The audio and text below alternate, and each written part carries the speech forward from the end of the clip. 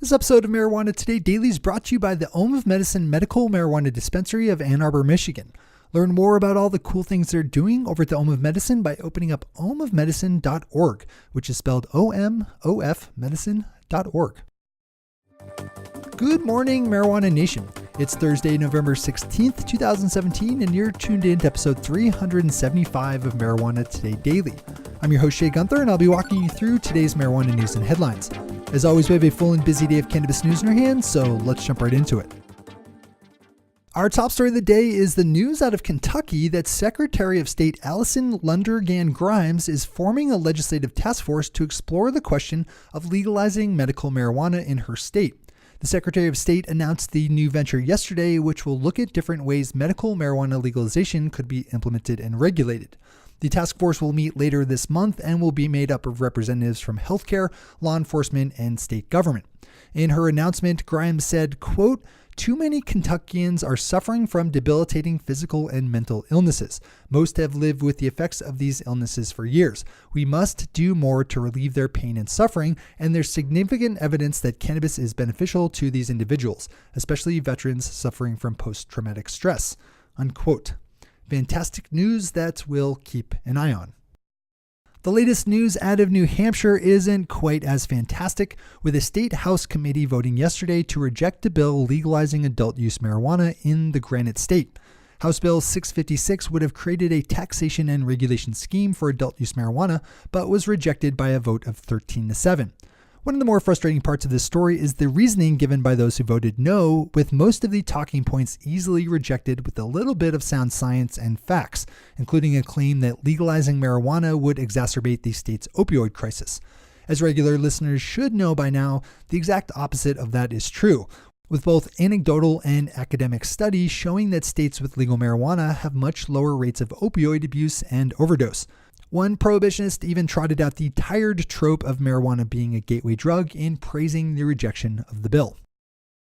Our final top story of the day swings us down to Texas, where medical marijuana patients could be just weeks away from being able to purchase medical cannabis.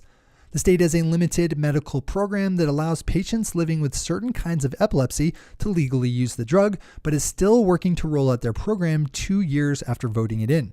CBS 11 has a good story up detailing the work that licensed provider Knox Medical is going through to bring their low THC, high CBD medical marijuana oil to market. Those are our top stories for today. It's time for Marijuana Today Daily Headlines Blitz. Before we blitz on headlines, let's quickly thank our sponsor, the Ohm of Medicine Medical Marijuana Dispensary of Ann Arbor, Michigan. If you're lucky enough to live in the Ann Arbor area, swing into the Ohm of Medicine to see what everyone is talking about. Tell owners Mark and Keith that I sent you. If you don't live in Ann Arbor but want to see how medical marijuana should be dispensed, make an excuse for a trip and go and visit. You'll be glad you did. Learn more about all the good things that the Ohm of Medicine is up to by opening up ohmofmedicine.org, which is spelled O-M-O-F medicine.org. All right, time for the Blitz. Canada's CBC News has a remarkable interview up with former Toronto police officer and politician Julian Fantino, who just 2 years ago said that he was, quote, completely opposed to the legalization of marijuana, unquote, but who today is the head of a newly opened medical cannabis dispensary. I say the interview is remarkable because the CBC does a great job of holding Mr. Fantino's feet to the fire of his past prohibitionist views. While we as an industry certainly need to embrace former prohibitionists who see the light of cannabis legalization, I think it's also important that we don't, at the same time, gloss over the backward views many held prior to their conversion, especially if their newfound motivations seem to center around making a profit, as it seems in the case of Mr. Fantino. This is an excellent story to open up for the full read. On Tuesday, the Boston Zoning Board of Appeals held a hearing to consider the siting of a medical marijuana dispensary on Newbury Street, known for its expensive houses and fancy shops. The Boston Globe is reporting that the meeting was fairly sedate to start, with a number of people expressing either support or opposition to the plan. That is, until a local named Oliver Kermey stepped up to the mic and began making a complete ass of himself. Mr. Kermey said that he didn't want medical marijuana in his neighborhood because, quote, it will bring undesirable elements into the neighborhood, unquote. Mr. Kermey went on to embarrass himself further by criticizing military veterans, people living with muscular dystrophy, and women with breast cancer, saying, quote, "They always have that cadaverous look and they wear those ridiculous turbans," unquote. Yeah, he actually said that.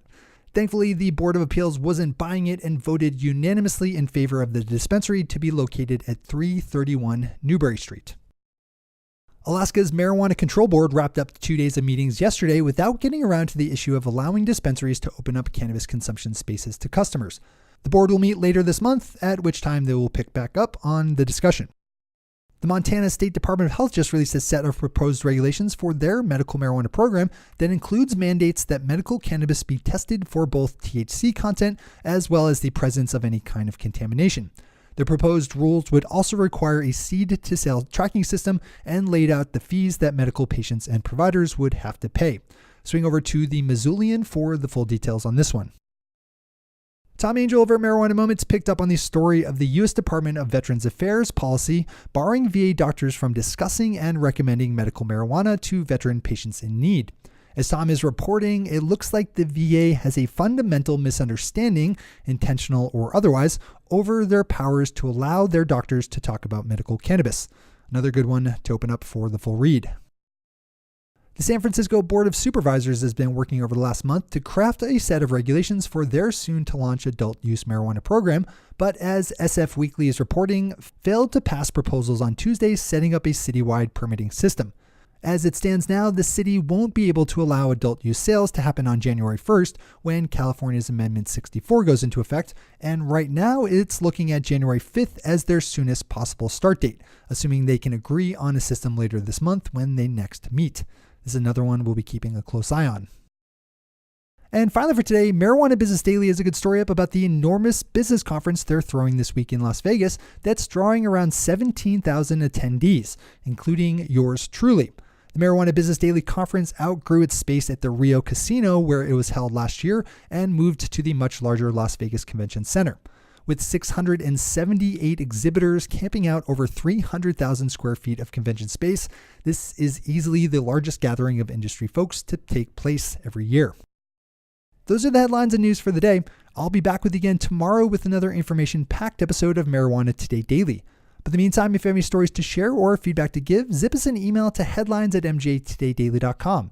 And while you're clicking around the interwebs, swing over to our Twitter account at MJTodayDaily and visit our website at mjtodaydaily.com to find links to all the news we cover.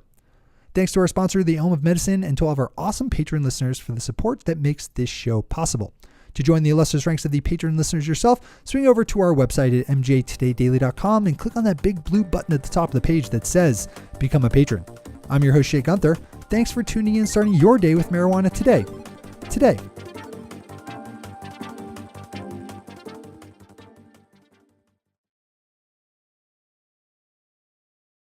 One take, Shay. One take.